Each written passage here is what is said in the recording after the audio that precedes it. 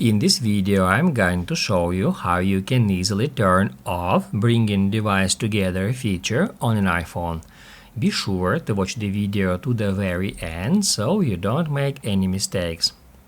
Bringing Device Together feature allows you to easily swap numbers with name drop, share photos and more by holding the top of your iPhone close to another iPhone, just like that. However, if you don't intend to use this feature, perhaps you want your battery to last longer or you want to improve the security of your iPhone, you can easily disable it.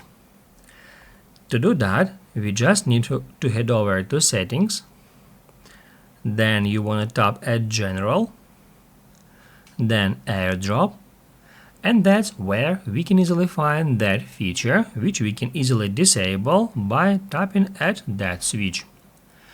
Basically guys, that's it. So if this video was helpful for you, don't forget to hit the like button.